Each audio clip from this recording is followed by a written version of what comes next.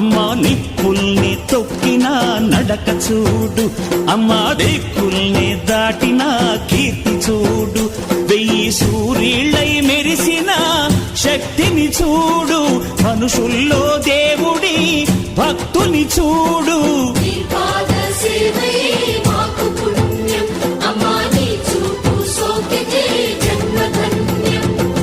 అమ్మా భవాని లోకాల నేలే ఓంకార రూపమమ్మా, తల్లిని మహిమల్ని చూపవమ్మా.